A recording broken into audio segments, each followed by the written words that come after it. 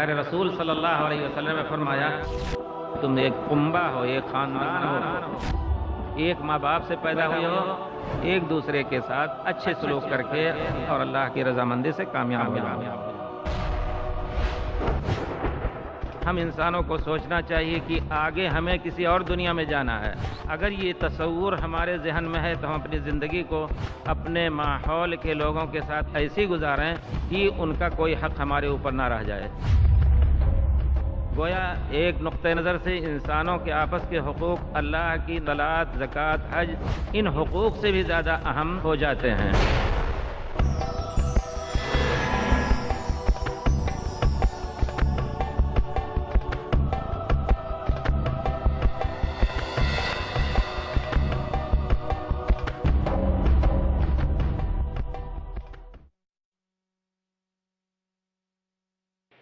میں ایک اہم مسئلے کی طرف اشارہ کرنا چاہتا ہوں جو معاشرے میں بہت بڑی خرابی کا سبب بن رہا ہے، اور اس خرابی کی وجہ سے بہت سی خرابیاں پھیل رہی ہیں۔ وہ ہے میاں بیوی میں ناچاقی یا اختلاف یا آپس کے تعلقات کی خرابی۔ بہرحال شادی کے ذریعے سے اللہ تعالیٰ نے وہی قرابت داری جس کا ذکر ہوا ہے اس کو مکمل رکھنے اور قائم دائم رکھنے کے لیے شادی کا سلسلہ اللہ تعالیٰ نے بندوں کے اوپر واجب کیا ہے۔ اگر انسان طاقت رکھتا ہے اس کے باوجود شادی نہیں کرتا ہے تو گناہ گار ہوگا۔ شادی سے صرف دو دل نہیں اکٹھا ہوتے ہیں بلکہ دو خاندان اکٹھا ہوتے ہیں، اور جب تک وہ لوگ اچھے رہیں گے دونوں خاندان میں آپس میں محبت رہے گی، اور دونوں میاں بیوی کے پیشانی پر اگر سکن پڑی تو دونوں خاندان کی پیشانی پر سکن پڑ جاتی ہے۔ اس وجہ سے چاہیے کہ میاں بیوی کے آپس میں حقوق بہت ہی اہم ہیں، ان کو ادا کرنا واجب ہے۔ اور اس میں میں صرف پیارے رسول صلی اللہ علیہ وسلم کی ایک حدیث سناتا ہوں جس میں پیارے رسول کے ایک اخلاق کی اونچی مثال کا ذکر ہے۔ حضرت عائشہ کہتی ہیں کہ پیارے رسول ہم میں جب ہوتے تھے گھر میں تو ہمارے کاموں میں ہاتھ بٹاتے تھے۔ دیکھیے پوری دنیا کی افضل ذات مبارک اور بیویوں کا کام کر رہے ہیں، ہو سکتا ہے چولہا گرم کر رہے ہوں اور کچھ کر رہے ہوں، اور اپنی بیویوں کے آرام اور تکلیف کا اتنا احساس کرتے تھے پیارے رسول صلی اللہ علیہ وسلم۔ حضرت عائشہ بعد میں پیارے رسول کی وفات کے بعد رو کر کے کہتی ہیں کہ میں پیارے رسول کا ایک واقعہ بتا دوں کہ ایک مرتبہ پیارے رسول صلی اللہ علیہ وسلم آئے میری باری میں میرے گھر، تو پیارے رسول نے کہا کہ عائشہ مجھے اجازت دے، دیکھیے اجازت مانگ رہے ہیں، اجازت دے دو کہ میں آج اللہ کی عبادت کروں۔ میں نے کہا کہ میں آپ کی قربت بھی پسند کرتی ہوں لیکن آپ کی رضامندی یا آپ کی جو خواہش ہے اس کے پورے ہونے کو بھی پسند کرتی ہوں، تو آپ جائیں۔ اٹھے، آپ نے طہارت فرمایا اور آپ نے رات بھر قیام کیا۔ پھر کہتی ہیں ایک قصہ اور ہے کہ ایک مرتبہ پیارے رسول آئے اور چادر بچھائی، جوتے پاؤں کے پاس رکھے، پھر اس کے بعد میرے سونے کا انتظار کرنے لگے، میں سوئی بن گئی۔ ایسے کہتی ہیں کہ میں سوئی نہیں تھی، آپ نے سمجھا کہ میں سو گئی، چپکے سے، دیکھیے رویدن رویدن کا لفظ ہے، آہستہ آہستہ آپ نے چادر اپنی اٹھائی کہ کہیں ایسا نہ ہو آہٹ ہو جائے تو ابھی ان کی نیند کھل جائے، ان کو تکلیف ہو، اور پھر چپکے سے آپ نے اپنی جوتی پہنی، پھر آپ نے آہستہ سے دروازہ کھولا اور پھر آہستہ سے باہر نکل کر کے آپ نے بند کیا۔ دیکھیے کس قدر پیارے رسول کا اونچا اخلاق۔ اللہ تعالیٰ نے سچ کہا ہے انک لعلی خلق عظیم۔ تو پیارے رسول صلی اللہ علیہ وسلم آگے جب نکلے تو کہتی ہیں کہ ابھی تو میں جاگتی تھی، فوراً میں نے اپنا پردہ لیا اور آپ کے پیچھے ہو لیا، اندھیری رات تھی، آپ مڑ کے دیکھے بھی نہیں، گئے جنت البقیع میں، آپ ان سب کے لیے دعا کرنے لگے۔ دعا کرنے کے بعد جب میں دور کھڑی رہی، جب واپس ہونے لگے تو میں تیزی سے اندھیرے میں دوڑ کر کے آ کر کے ایسا ظاہر کیا کہ میں سو گئی۔ پیارے رسول نے دیکھ لیا تھا، پیارے رسول نے آ کر کے پکڑا، کہا ما لک حشیا ربیہ، کیا بات ہے، یہ سانس تمہاری چل رہی ہے اتنی تیز، کیا بات ہے؟ تو کہتی ہیں کہ میں نے سمجھا کہ آپ کہیں اور دوسری جگہ گئے ہیں۔ پیارے رسول نے فرمایا کہ اللہ تعالیٰ نے حکم دیا تھا کہ جا کر کے ان بندوں کے لیے، مسلمانوں کے لیے جو بقیع میں ہیں ان کے لیے دعا کر دو۔ تو کہنے کا مطلب ہے ضرورت ہے کہ ہم اپنی طرف سے اپنے اخلاق کو نہ بنائیں۔ پیارے رسول صلی اللہ علیہ وسلم کو اللہ تعالیٰ نے پوری زندگی کے چھوٹے سے بڑے یہاں تک کہ آپ کو اللہ تعالیٰ کے حکم سے آپ کو پیشاب پیخانے کا بھی طریقہ پیارے رسول نے سکھایا ہے۔ اسی طرح آپ، ابھی میں آ رہا تھا راستے تو مجھے کہا کہ واقعی انسانیت محتاج ہے پیارے رسول کے چھوٹے بڑے تعلیم کو لینے کے لیے۔ ایک صاحب تھے، یقیناً پڑوس میں گاڑی کھڑی تھی، دیر سے گاڑی پہنچی، یہاں آ کر کے دیر دیر تک کھڑی رہی، تو ایک صاحب نے جو جمہائی لی انہوں نے کھل کر کے ایسے منہ جو کھولا ہے تو دیکھنے والے کو ڈر لگ جائے۔ اب دیکھیے ہمارے رسول کی کیا تعلیم ہے اس میں، کسی کو جمائی آئے تو ہاتھ ہاتھ منہ پر رکھ لے. اتنی چھوٹی تعلیم بھی کتنی اچھی لگ رہی ایسے موقع پر کہ یقیناً بچہ دیکھ لے دانت بھی بڑا ہے منہ کھلا ہوا ہے تو ڈر بھی جائے. تو پیارے رسول کی زندگی کے ایک ایک مرحلے میں ہماری گزارش ہے کہ آپ لوگ کسی اور کی بات دین کی نہ سمجھیں, صرف کسی سے جو پوچھے تو کہیں پیارے رسول کی, ہمارے پیارے رسول کی کیا سنت تھی ہر چھوٹے بڑے معاملات میں, تو انشاءاللہ ہمیں اللہ کی رضامندی حاصل ہوگی. اطیعوا اللہ واطیعوا الرسول واولی الامر منکم, جیسا کہ اللہ تعالی نے فرمایا ہے. اور انہی اخلاق کریمانہ کو برت کر کے آپ یہودی کے سامنے, پڑوسی کا بھی ایک حق ہے وہ بھی ذکر کیا جا سکتا ہے, لیکن پیارے رسول یہودی کے ساتھ جا کر کے اس کی تیمارداری کرتے تھے. تو گویا آپ کا کوئی بھی پڑوسی ہو معاشرے کی اصلاح کے لیے وہی آپ کا دشمن نہ بنے. یقیناً پڑوسی پڑوسی ہے, آپ کا جینا بھی دوبھر کر دے گا اگر آپ کے خلاف ہو, یہ بھی ایک مصلحت ہے. اور دوسرا شرعی حکم ہے کہ نہیں اس کے ساتھ بھی اچھے سلوک تم رکھو. اللہ تعالی ہم سب کو اپنے پیارے رسول صلی اللہ علیہ وسلم کے لائے ہوئے دین کتاب و سنت کو سمجھ کر کے اور اس پر عمل کرنے کی توفیق دے. وآخر دعوانا ان الحمد للہ رب العالمین. جزاک اللہ خیر. یہ تھے ڈاکٹر وسیع اللہ عباس صاحب جو اصلاح معاشرہ پر تقریر کر رہے تھے. اب سوال و جواب کا سیشن شروع ہوتا ہے. سب سے پہلے ہم ایک بہن ہیں عشرت ہاشمی, ان کا سوال لیتے ہیں. وہ کہتی ہیں کہ والدین کی خدمت کیا صرف بیٹے پر فرض ہے؟ کیونکہ عام طور پر اگر والدین بہو اور بیٹے کے ظلم سے تنگ آ کر بیٹی اور داماد کے گھر آ کر رہنے لگیں تو تمام دنیا کی طنزیہ نظریں ان پر گڑنے لگتی ہیں. گویا سوال یہ سمجھا جا رہا ہے کہ کیا بیٹے پر فرض ہے یا بیٹی پر. بیٹی اگر باپ کے پاس پل رہی ہے جو خدمت ماں باپ کی کر سکتی ہے اس کے اوپر واجب ہے, لیکن جب اس کی پیشانی دوسرے کے ہاتھ میں اللہ تعالیٰ نے دے دی ہے تو جب وہ پہنچ جائیں ان کے پاس تو دونوں کو, وہاں بیٹی کے شوہر یعنی داماد کو حکم ہوا کہ اپنے رشتہ داری کا خیال کر کے اپنے سسر اور ساس کا خیال کرو. بیٹی کے اوپر جو فرض ہے وہاں کر سکتے ہیں, لیکن اس کے اوپر داماد کے اوپر فرض نہیں کہ ہمیشہ ان کی خدمت کرے. گویا ایک مہمان کی حیثیت سے کچھ دن تک ان کو رکھنے کا وہ حقدار ہے. کہہ سکتا ہے کہ تم جب اللہ کے فضل سے ہو اور تمہارے اندر اللہ تعالیٰ نے طاقت دی ہے وسعت دی ہے تم اپنے پاس رکھو. بیٹی کے اوپر فرض نہیں ہے اور نہ داماد کے اوپر فرض ہوگا. البتہ اگر بیٹے نہیں رہے کوئی خدمت کرنے والے, اللہ تعالیٰ نے داماد کو اور بیٹی کو وسعت دی ہے تو ان کے اوپر فرض ہوگا کہ ان کے پاس وہ زندگی گزار کر کے آخری سانس لیں. جی جزاک اللہ خیر. اگلا سوال صبرین کا ہے. کہتی ہیں کہ کیا ہم اپنے والدین اور بزرگوں کی اصلاح کر سکتے ہیں؟ کیونکہ آج کل جب والدین کی اصلاح کی کوشش کی جاتی ہے تو وہ اسے نافرمانی اور بد اخلاقی سمجھتے ہیں. یعنی گویا والدین کی اصلاح, اول تو آپ نے ان کی کچھ سدھار کے نام سے ان کو اصلاح کا نام دیا, جو کچھ کہیں گے گویا ان کے اندر کچھ فساد ہے. یقیناً اگر وہ خرابی شرعی طور پر ہے تو آپ کو ایک سعادت مند بیٹی کی حیثیت سے آپ کے اوپر فرض ہے کہ بڑے ہی ادب سے ان کو یہ چیز سمجھا دیں. اگر وہ ناراض ہو رہے ہیں تو بر وقت اس کو حکمت کا تقاضا چپ ہو لیں. پھر دوسری بار تیسری بار انشاءاللہ اگر وہ عقل مند ہیں, ان کی عقل بڑھاپے پہ جا نہیں چکی ہے تو انشاءاللہ وہ ضرور آپ کی بات مانیں گے. تو یہ کہتے ہیں آپ کہ ان کو سمجھانے لگیں تو وہ ناراض ہو جاتے ہیں, ہزار بار ناراض ہوں, آپ کو چانٹا بھی مار دیں, اس کو سعادت سمجھ کر کے برداشت کر کے اپنے باپ کی اصلاح کرنے کی کوشش کریں. اگر واقعی ان کے اندر فساد اصلاح کے مقابل میں فساد ہے, اگر فساد ہے تو یقیناً واجب ہے کہ بلکہ پہلی خدمت پہلے مرحلے میں خدمت آپ کی ان کی ہوگی کہ ان کی غلطیوں کو آپ درست کریں. جیسے کہ وہ باپ اگر نماز صلاۃ نہیں پڑھ رہے ہیں تو ان کو بار بار نماز پڑھنے کی تلقین کریں. اسی طرح اگر گالیاں, بہت سے بوڑھے ہیں اب بھی ایسے جو بہرحال پرانے زمانے کے ہیں جو ہر قدم پہ اور ہر بات میں گالیاں ہی نکالتے ہیں, تو ان سب چیزوں کی اصلاح ادب سے آپ کریں. ایک دن اگر انہیں ڈانٹ دیا تو پھر آپ کو پیچھا چھوڑنے کا حق نہیں, لگے رہیں. جزاک اللہ خیر. اگلا سوال احمد بھائی کا ہے جو کرلا سے آئے ہیں. کہتے ہیں کہ شیخ, جس کے ماں اور باپ دونوں نہ ہو, اب ہماری دوسری والدہ یعنی سوتیلی ماں ہے جس نے ہمیں کبھی اپنی اولاد کی طرح نہیں سمجھا. کیا ان کی خدمت کرنے سے اگر وہ دعا نہ بھی دیں تو کیا ماں باپ کی خدمت کرنے کا ثواب ملے گا؟ گویا سوال یہ سمجھا جا رہا ہے کہ ہماری سوتیلی ماں ہم سے ناراض رہتی ہیں, ناجائز ناراض رہتی ہیں, کیا ان کو ہم ناراض اگر کریں تو والد صاحب کی ناراضگی کے ہم مرتکب ہوئے؟ یہ مسئلہ بہت ہی نازک، اس میں کوئی شک نہیں ہے۔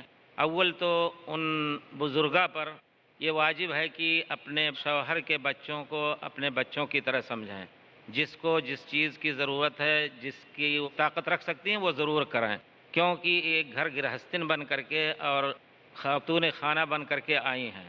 لیکن اگر کچھ ایسے حالات ہیں کہ وہ نہیں کر پاتی ہیں تو یقیناً بچوں کو بھی الرجک نہیں ہونا چاہیے۔ باپ ان کا ساتھ دے کر کے بیٹے کے اوپر ظلم نہ کریں، اور ہر شخص کو اللہ تعالیٰ اتنا ہی مکلف کرتا ہے جتنی کی طاقت ہوتی ہے۔ ہو سکتا ہے وہ اور مزید خدمت کی طاقت نہ رکھتی ہوں، تو باپ کے اوپر واجب ہے کہ بچوں کی نگرانی کے لیے کوئی دوسرا انتظام کریں۔ ان کے اوپر واجب نہیں ہوتا ہے کہ ہر چھوٹی بڑی کام کی ذمہ داری، لیکن گھر کے جو کھانا پکانے اور دوسرے عام معاملات جو اپنے بچوں کے لیے کر سکتی تھیں ان کا کرنا واجب ہے۔ مسئلہ بڑا نازک ہے، اس میں شوہر ایک مرد کی عقل اور مرد کی حیثیت سے ہی اپنے عقل کو استعمال کر کے، اپنی حکمت کو استعمال کر کے کامیاب ہو سکتا ہے۔ اگلا سوال ایک بہن کا ہے، شیخ جویریہ کہتی ہیں کہ اسلام میں اولڈ ایج ہوم کی کیا حیثیت ہے؟ اولڈ ایج والوں کے لیے جو ہوم یا ہاسپٹل کے نام سے بڈھا خانہ یا جو کچھ نام دیں بنایا جاتا ہے، وہ یقیناً ایک غیر اسلامی تصور یا غیر مسلموں کی تقلید میں، اور اس کو آپ اگر غور سے پڑھیں تاریخ اس کی، تو آج سے تقریباً 50-60 سال پہلے برطانیہ کے اندر یہ قانون بنایا گیا کہ جو شخص اپنے ماں باپ، جبکہ ان کے یہاں خاندانی بندھن تھی، اب تو خاندانی بندھن بالکل ٹوٹ کر کے تار تار ہو چکی ہے، تو ان کے یہاں یہ قانون بنایا گیا کہ جو لڑکا اپنے ماں باپ کی خدمت نہیں کرتا ہے وہ برسر روزگار اس کے جاب میں سے جو پیسہ آتا ہے ان کی خدمت کا پیسہ کاٹ کر کے ان کو دی جائے گی تنخواہ۔ جب وہ نہیں خدمت کر رہے ہیں تو ہم ایک ایسا ہوم بنائیں جس میں ان کی خدمت، لیکن ان کے پیسے سے۔ اب وہ بھی ختم ہو چکا ہے، انہوں نے سرکاری طور پر دنیا سے لوٹ کر کے اور اپنے یہاں لوگوں کو آرام سے رکھنے کے لیے مفت میں بوڑھوں کی پرورش اس طرح کرتے ہیں۔ بچے بھی سڑک پہ بہت ملتے ہیں تو ان کی بھی پرورش اسی طرح ان کے یہاں ہوتی ہے۔ اسلام میں اس کی حیثیت نہیں ہے۔ اسلام میں صرف اتنی حیثیت ہے کہ اگر والدین نہیں ہیں تو قریبی رشتہ دار ان کی خدمت کریں، نہیں کر رہے ہیں تو پھر حکومت وقت اس کی ذمہ داری لے گی۔ السلطان ولی من لا ولی لہ، حکومت ذمہ دار ہے جس کے کوئی ذمہ دار نہ ہو۔ حکومت بیت المال سے ان کے لیے خادم اور سب کچھ رکھے، لیکن ایک مجبوری کی شکل ہے۔ آج کل دنیا میں فیشن میں ماں باپ کو چھوڑ کر کے ڈال کر کے وحشت میں ان کو زندگی گزارنی پڑتی ہے، روتے ہیں کہ ہمارا پوتا آ جاتا تو ایک نظر دیکھ لیتے۔ یہ غیر شرعی چیز ہے۔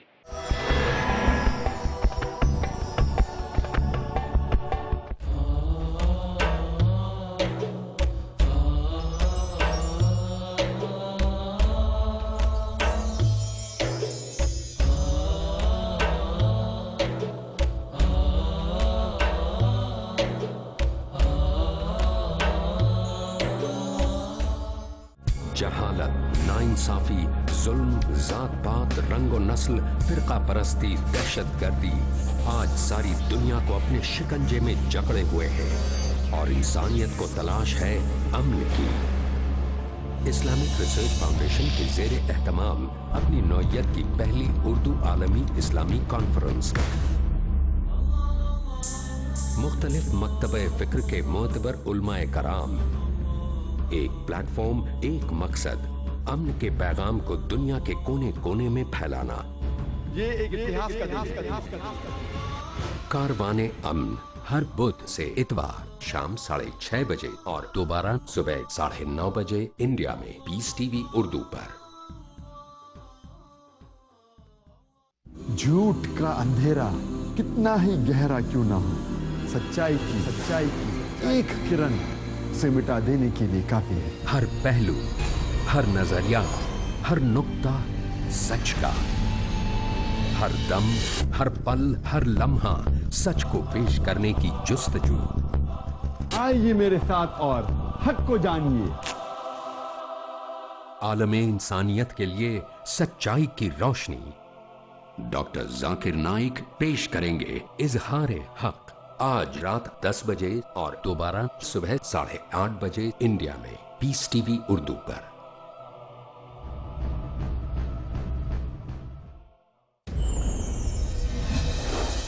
کیا آپ کے ذہن میں ہے کچھ شکوک و شبہات؟ तो फिर देखिए पीस टीवी उर्दू पर हाफिज मामून के सवालात और मेरे जवाबात।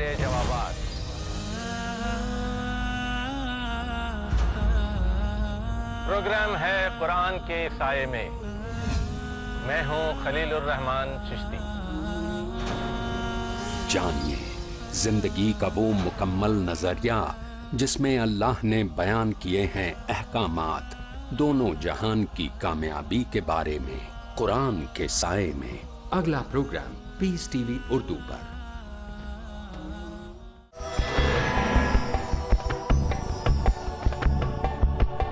अगला सवाल रहमतुल्लाह भाई का है। कहते हैं कि गरीबी की वजह से बीवी का अबॉर्शन क्या इसकाते हमल करा सकते हैं? नहीं, इसमें कोई शक नहीं। अगर आप ये जिम्मेदारी ले रहे हैं कि हम बच्चों के ही जिम्मेदार हैं रोज़ी के, तो फिर आपको हक़ है, लेकिन जिम्मेदार कोई और है। वो फिर समाए रिज़्क़ुकुम वमा तुअदून, आसमान से रोज़ी आती है। और फिर अल्लाह ताला फरमा वला तक़तुलू औलादकुम खश्यत इमलाक़, गरीबी के डर से बच्चों को कत्ल ना करो। नहनु नरज़ुक़ुकुम व इय्याहुम, तुम्हें भी हम रोज़ी देते हैं, उनको भी रोज़ी देते हैं। यकीनन रोज़ी आएगी, इसकाते हमल इस माने में जायज़ नहीं, या ख़ास तौर पर नस्ल बंदी या तंजीम नस्ल, ये चीज़ शरई चीज़ नहीं है। अगला सवाल एक भाई हैं उमैर कादरी, जो कि तालिब इल्म हैं। कहते हैं इस्लाह मुआशरा के ताल्लुक़ से आपने बहुत अच्छी बातें बताई। मेरा सवाल ये है कि क्या ये सही नहीं है कि इस्लाह मुआशरा के लिए सबसे बड़ी रुकावट औरतों और लड़कियों का मर्दों का लिबास अख्तियार करना, जैसा कि जीन्स पैंट वगैरह आज की औरतें और लड़कियां पहनती हैं, जो अपने आप को दीनदार भी समझती हैं? आपकी बात बिल्कुल सही है। इसके ज़रिए इफ़साद मुआशरत हो रहा है। और फिर ज़िम्मेदार कौन हुए? वही माँ बाप। तरबियत के मौजू पर मैंने इस चीज़ का इशारा किया। वही माँ बाप जो बचपन से उनको पहनाते हैं। बड़ी हो करके लड़कियां, बड़े हो करके बच्चे दूसरा लिबास पसंद नहीं करेंगे, ऐसा देखा गया। लेकिन बचपन ही से अगर आप, अल्लाह का शुक्र है, अल्लाह ताला हमारी बीवी को हिफाजत में रखे। जबकि दूसरे लोग हमारे बाद पहुँचे वहाँ सऊदीया में, लेकिन वहाँ के अहवाल को देख करके बदल गए और आस्तीन कटी पहनाते थे, और वो अब उसी तरह। लेकिन अल्लाह के फजल से मैंने, अल्लाह का शुक्र है और इस बीवी का शुक्रिया जिसको अल्लाह ताला ने हमारे सर पे रखा, और मैं सर पे उठा के रखने का उसका हक समझता हूँ। यकीनन उसने अब तक ये सिखाया है बच्चियों को कि बाप के सामने सर नंगा नहीं होना चाहिए। अगर वो घर में नंगे है, मेरी आहट सुनी, मैं सलाम करता हूँ, फ़ौरन छोटी बच्ची 12 साल की हो गई तो दुपट्टा नहीं छोड़। तो तरबियत का यकीनन असर होता है। गलती है जिन लोगों ने ऐसा किया, लेकिन फिर उसको संभाला भी जा सकता है इंशाअल्लाह।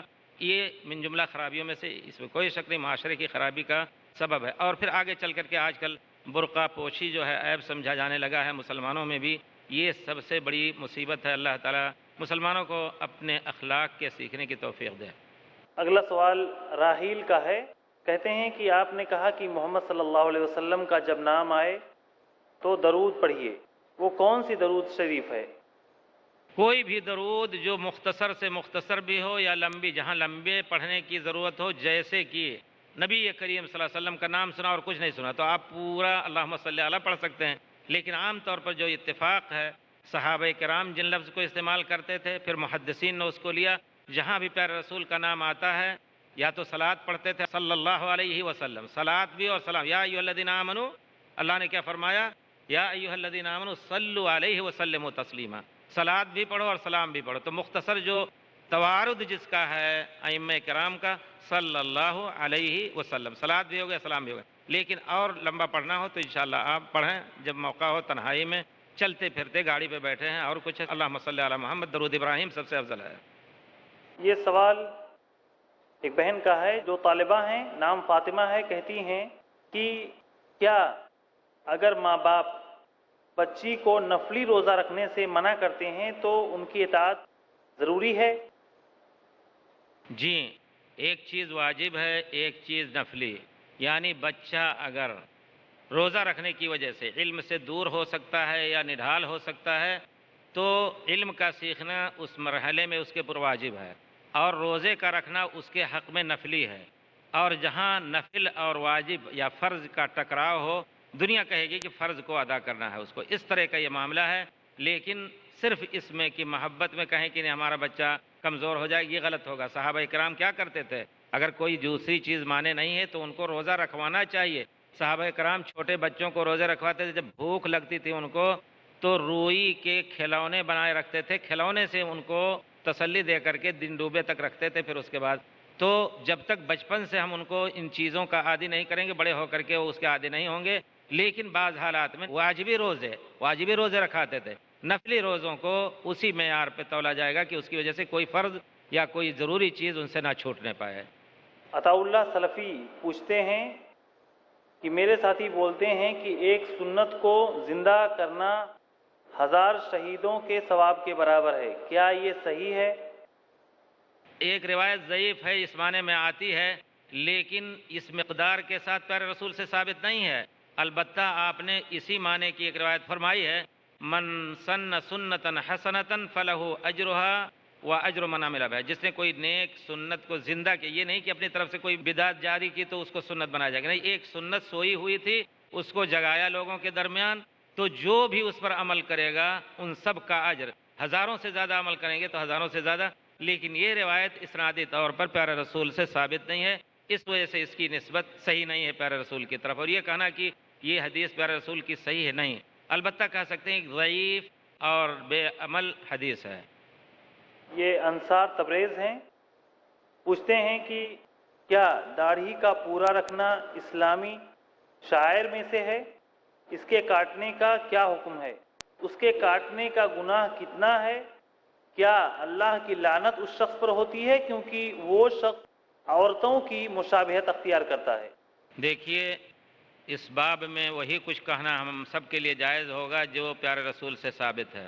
اول تو یہ کہنا کہ شاعر اسلام ایک عام بات آپ نے کہہ دی، شاعر اسلام میں نفل اور مستحب بھی آتے ہیں، یہ آپ کہیے سوال کس طرح کا ہونا چاہیے کہ داڑھی کی حیثیت اسلام میں کیا ہے، واجب ہے اور فرض ہے یا کیا ہے، اور پھر اس کی کیا مقدار ہونی چاہیے، اس کا خاکہ ہم پیارے رسول کی حدیث کے روشنی میں آپ کو بتاتے ہیں۔ پیارے رسول نے کئی الفاظ مبارک میں داڑھی کو مطلق چھوڑ دینے کی تلقین اور تاکید فرمائی ہے۔ عاف اللحا، اس کو کاٹو نہیں، کیونکہ جب گھاس نہ کاٹی جائے تو اس کو کہتے ہیں آفا، عاف اللحا، ارفو اللحا، داڑھی کو لٹکا دو، لٹکے گی جب ایک آدھے انچ کی رہے گی، آدھے پور کی رہے گی نہیں، تو جو مفکرین، ان کو ہم مفکرین کہتے ہیں، علماء دین نہیں ہوتے ہیں، کہتے ہیں کہ معلوم ہو جائے کہ لائن کچھ ہے تو داڑھی شرعی ہے، یہ غلط ہے پورے طور پر، ان کا یہ کہنا شرعی نہیں ہے۔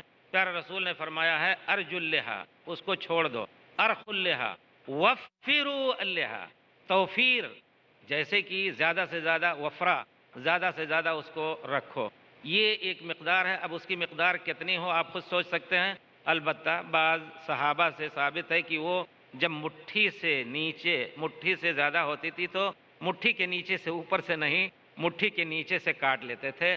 اگر کوئی شخص یہ اتنا کاٹ لیتا ہے تو اس کو کہا جائے گا بہت غنیمت ہے، اور اگر کوئی نہیں کاٹتا ہے تو وہی سنت رسول سے زیادہ خوشبخت ہے کہ سنت رسول پر عمل کر رہا ہے، کہ چھوڑ دیا پورے طور پر۔